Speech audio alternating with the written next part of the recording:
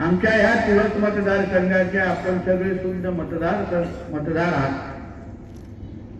आणि महायुती म्हणून आमचे हे तीनही उमेदवार जिल्हा परिषद आणि 2 पंचायत समितीचे यांना आपण येणाऱ्या 7 तारखेला आपण आशीर्वाद द्यावा ही विनंती करण्यासाठी आम्ही इथे आलेलो आहोत. बांधवांनो, माझ्या अगोदर सगळ्याच मान्यवरांनी या निवडणुकीमध्ये असलेली परिस्थिती आपल्याला सांगितलेली आहे. आज आम्ही सगळेजण महायुती म्हणून एक ताकद म्हणून आदरणीय खासदार राणे साहेबांच्या नेतृत्वात ही जिल्हा परिषद पंचायत समिती लढवतो आहे. राणे साहेबांनी आम्हाला सगळ्यांना एकत्र बसून या जिल्ह्याच्या विकासासाठी, जिल्ह्याच्या भविष्यासाठी आपण हे महायुतीचे सगळे पक्ष एकत्र आलो पाहिजे. जनतेचं भविष्य घडवण्यासाठी आपण एकत्र आलो पाहिजे हा विचार आमच्या समोर मांडला आणि आम्ही सगळेजण या 50 आणि 100 मतदारसंघामध्ये म्हणजे 50 जिल्हा परिषद आणि 100 पंचायत समिती मतदारसंघामध्ये आज आम्ही एक ताकदीने पूर्ण जिल्हा पिंजून काढतोय. पूर्ण जिल्हा पिंजून काढतो. याच्या मागचा आमचा स्वार्थ काय? आम्ही काय इकडे येऊन आपल्या सगळ्यांची या जिल्हा परिषद पंचायत समितीच्या माध्यमातून पुढची 5 वर्ष हे अतिशय जे महत्वाचं सत्ता केंद्र असतं त्या माध्यमातून आपल्या ह्या तुळस मध्ये असलेली 6 गावांचे विकास करण्याच्या दृष्टिकोनातून आमच्यासाठी ही निवडणूक फार महत्वाची आहे. तुम्ही एक विचार करायला पाहिजे मतदार म्हणून की आज महायुती म्हणून आमची ताकद तुम्ही बघा.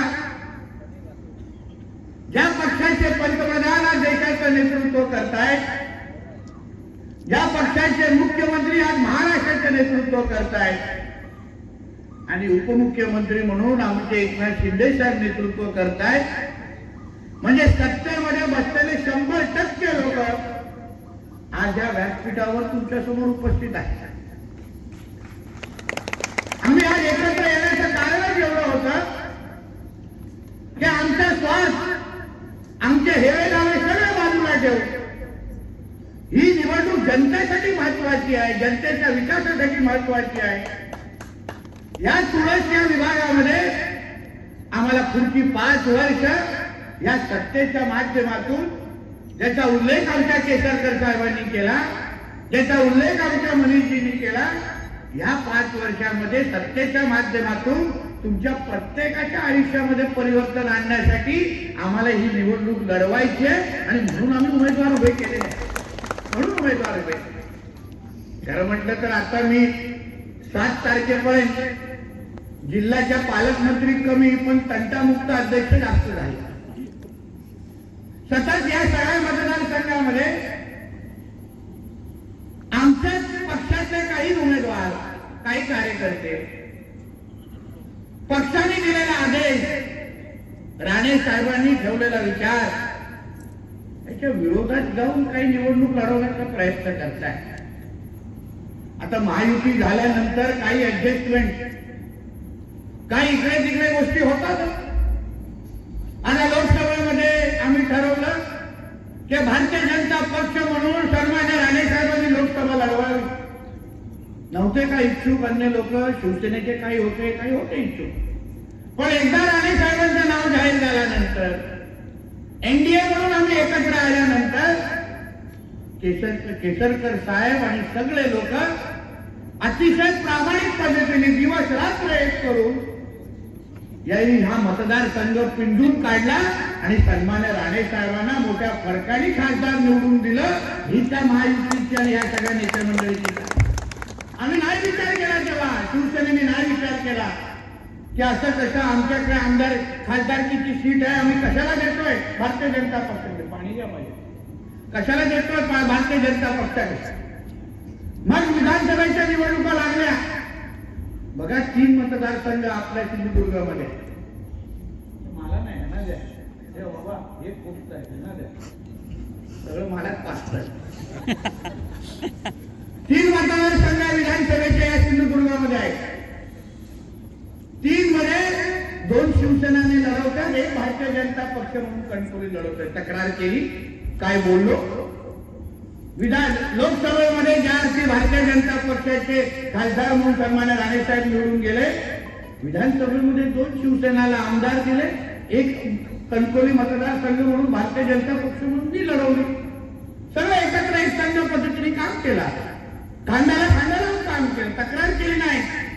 पक्षाच्या नेतृत्वाने दिलेला आदेश आणि भारतीय जनता पक्ष म्हणून प्रत्येक कार्यकर्त्यांच्या समोर आमच्या समोर ध्येय स्पष्ट आहे. पहिला राष्ट्र, पक्ष आणि मग मी, हेच तर आपलं ब्रीद वाक्य आहे.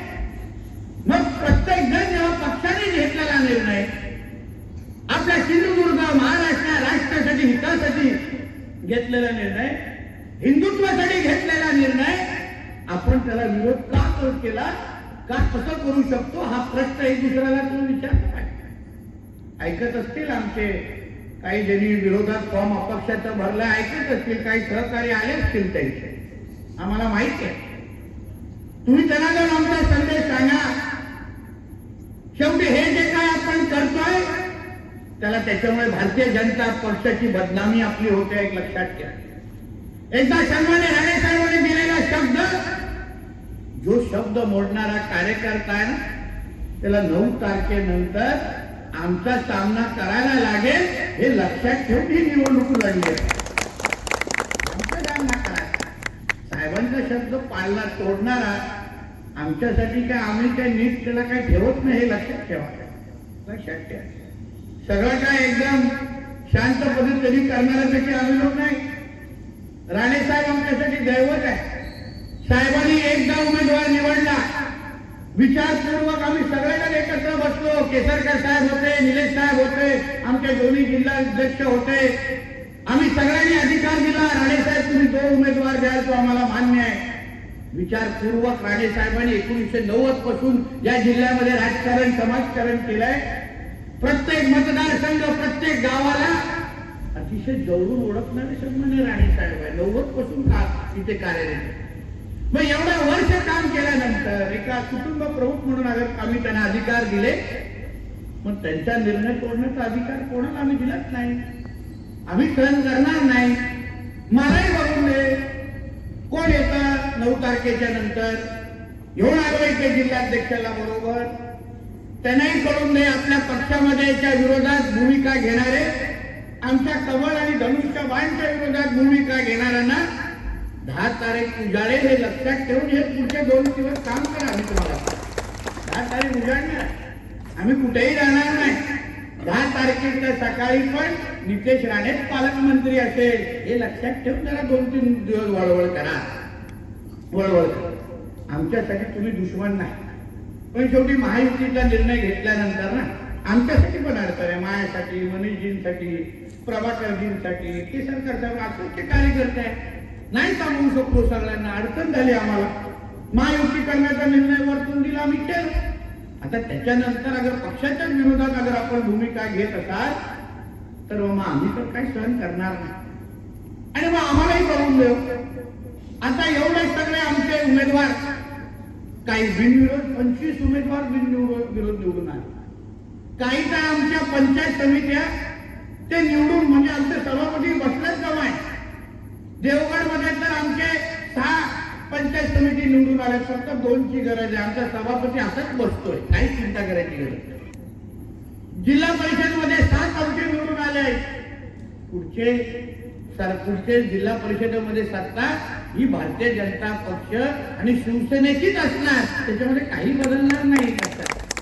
मग कशाला पाहिजे आपलं हे पवित्र जे मतदान आहे ते कशाला कुठल्या अपक्षाला देऊन आपण खराब करायचं, याचा विचार तुम्ही मतदार म्हणता.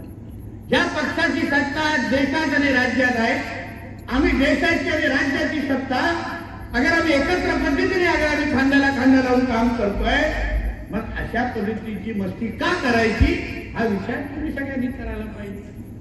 आणि त्याला उद्या त्यांना मतदान केलं, जिंकून तर ते येणारच नाही. जिंकणार आमचेच सगळे धनुष्यबाण आणि कमळवाले. पण त्याच्यानंतर संबंध खराब होणार नाही का?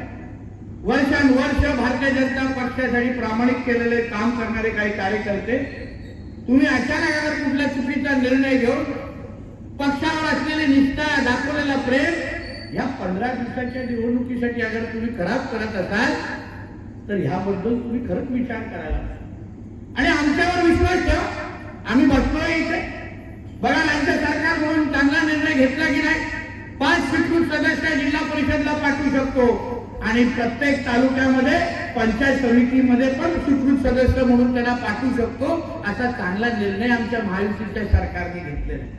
म्हणजे कोणालाही नाराज करायचं नाही, कोणालाही वंचित ठेवायचं नाही, असा चांगला निर्णय अगर आमच्या महायुतीच्या सरकारने घेतला असेल तर मग प्रत्येकाने विचार करून ह्या निवडणुकीकडे पाहिलं पाहिजे. निवडणुकीमध्ये लढणं सोपं आहे.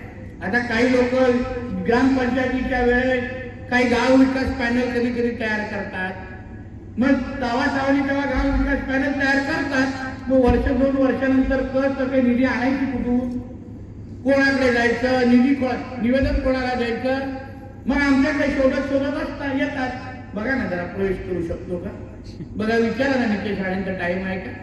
मग तेव्हा अगर अशा मागण्या विनवण्या करण्यापेक्षा आताच सुरळीत करून एकतर्फी भारतीय जनता पक्ष आणि शिवसेनेचे उमेदवार येणाऱ्या 7 तारखेला मतदान करून 9 तारखेला निवडून द्या. आम्ही तुम्हाला विश्वास देतो या पूर्ण भागाचा विकास करण्याची जबाबदारी जिल्ह्याचे पालकमंत्री म्हणून माझी असेल हा शब्द तुम्हाला मी इथे देऊन जाणार. सरपंच बसलेत मागे 5-5, एक आहे तो पण आमचा काय असं मनीषजींनी कळवलेलं, तारीख ठरवा मनीषजी, त्याला पण घेऊन टाका, काय हरकत नाही. 5-5 सरपंच आहेत, प्रत्येकाला सांगेन जे केसरकर साहेबांनी सांगितलं. निवडून गेलेला आहे, लोकांनी निवडलेला आहे, म्हणजे तुम्हाला मतदान तुमच्या गावामध्ये झालेलं आहे. तुम्ही आमच्यासाठी या पुढचे 2-3 दिवस स्वतः तुम्ही उमेदवार म्हणून जसं गावामध्ये फिरलात, स्वतःच्या निवडणुकीसाठी सारखं जसं फिरलात, आमच्यासाठी फिरून आमच्या जिल्हा परिषद आणि पंचायत समितीच्या उमेदवाराला निवडून आणा. 9 तारखेला कुठल्या गावामध्ये जास्त मतदान असेल त्या गावाला 50 लाखाची निधी मी देईल हा शब्द तुम्हाला मी इथे देऊन बघा. आता भांडण सुरू होते स्पर्धा सुरू आहे, पण या स्पर्धेतून खायचं का आम्हाला, करा जोरदार काम, आम्हालाही वाढून दे. अहो तुमच्या जिल्हा बँके अध्यक्षाचं होम पिच आहे इथे, थोडं गडबड झाली कर्ज देणार कोण, हा माणूस रागवला तर आपल्याला भारी पडेल एक लक्षात घ्या. म्हणून या सगळ्याचा विचार करून तुम्ही येणाऱ्या 7 तारखेला ताकदीने अगर तुम्ही सगळेजण बाहेर निघालात, या तुळस मतदारसंघाची विकासाची जबाबदारी माझी आणि आदरणीय केसरकर साहेबांची आहे. पाहिजे तेवढी निधी आम्ही तुम्हाला देऊ, काही चिंता करू नका. पुढचे 4 वर्ष आहेत. हे निवडणूक झाल्यानंतर 2029ला जिल्हा विधानसभेची निवडणूक येत आहे. मध्ये 4 वर्ष एकही निवडणूक नाही, छोट्या कुठल्या ग्रामपंचायती लागल्या, म्हणजे 4 वर्ष विकासासाठी पूर्ण आपला मार्ग मोकळा आहे. जे वाक्य जे शब्द आमच्या केसरकर साहेबांनी इथे काढले, या भागाच्या विकासासाठी, या भागाच्या तरुणींना रोजगार देण्यासाठी, आमच्या माता भगिनींच्या बचत गटांना योग्य पद्धतीने बाजारपेठ मिळवण्यासाठी जी ताकद राज्य सरकार म्हणून तुमच्या मागे उभी करायची आहे ते सरकारचा प्रतिनिधी म्हणून मी स्वतः उभी करेन. हाही विश्वास आणि शब्द तुम्हाला या निमित्ताने देणार. फक्त तुम्ही आमचे सदस्य, आम्हाला जिल्हा परिषद आणि पंचायत समिती सदस्य निवडून द्या. शेवटी आम्हाला आमचे हात, डोळे आणि अजून आमचे लोकप्रतिनिधी पाहिजे. बघा हे 5-5 सरपंच आहेत. उद्याच्या गावामध्ये मला कुठलाही विकास करायचा असेल पालकमंत्री म्हणून, केसरकर साहेबांना आमदार म्हणून कुठल्याही गावाचा विकास करायचा असेल, कुठल्या गावामध्ये रस्ता द्यायचा असेल तर आम्हाला आपल्या विचाराचा सरपंच तिथे लागतो की नाही. विरोधी बाकाचा सरपंच असेल नाही ऐकणार आमच्या लोकांना.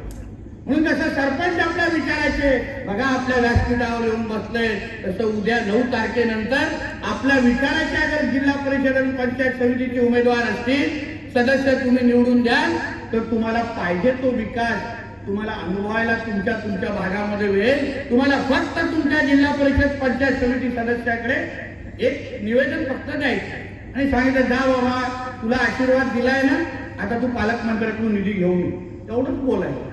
बरोबर माझ्याकडे येणार आणि पाहिजे ती निधी त्याच्याकडे पाठवून देईल. हाही शब्द तुम्हाला मी आजच्या निमित्ताने देणार. 10 तारखेला जिल्ह्याचं जिल्हा नियोजन बैठक मी घेणार आहे. 10 तारखेला आमचे केसरकर साहेब आणि सगळेजण. 9 तारखेला निकाल, 10 तारखेला डीपीडीसीची मीटिंग. एकदा डीपीडीसीच्या मीटिंग मध्ये कुठल्या गावाला किती निधी द्यायची असेल हे ठरवण्याचे सगळे अधिकार आमच्याकडे असतात. तुम्ही 9 तारखेला तुमचा आशीर्वाद द्या. परतफेड करण्याची प्रक्रिया 10 तारखेपासूनच आम्ही सुरू करू. हा विश्वास तुम्हाला मी आजच्या निमित्ताने देणार आहे. परत एकदा आपल्याला सगळ्यांना विनंती करेन, हे शेवटी हे तुळस गाव, हे तुळस मतदारसंघ, हे राणे साहेबांवर नेहमी प्रेम करणारा हा मतदारसंघ, विश्वास ठेवणार आहे. जेव्हा जेव्हा साबोटा साहेबांनी तुमच्याकडून आशीर्वाद मागितलाय तेव्हा तेव्हा आपण सगळेजण त्यांच्या बरोबर उभे राहिले. आणि नेमकं बघा, राणे साहेबांचा या 10 तारखेला 75वा वाढदिवस आहे. 75 आपल्या दादांचा 75वा वाढदिवस. आणि म्हणून आपल्या सगळ्यांची जबाबदारी आहे, येणाऱ्या 10 एप्रिलला जेव्हा त्यांच्या 75 वर्ष आम्ही साजरा करू तेव्हा जिल्हा परिषदची सत्ता दादा आम्ही तुम्हाला आमची तुळस मतदारसंघ देऊन आम्ही तुम्हाला भेट दिलेली आहे असं उद्गार तुम्ही सगळ्या जणांनी काढलं पाहिजे. यासाठी परत एकदा तुम्हाला विनंती करेन, आमचे जे तिन्ही उमेदवार आहेत, एक आमच्या जिल्हा परिषदचे उमेदवार उभे आहेत ते धनुष्यबाणवर आहेत, खालची अजून एक धनुष्यबाण आहे आणि तिसरा आमचे जे धारे आहेत ते कमळ चिन्हावर आहेत. या तिन्ही उमेदवारांना तुमचा आशीर्वाद द्या, तुमची साथ द्या. आम्ही तुम्हाला विश्वास देतो, या भागाचा विकास आम्ही त्यांच्या माध्यमातून करू हा विश्वास या निमित्ताने देतो. इथेच थांबतो. जय हिंद, जय महाराष्ट्र.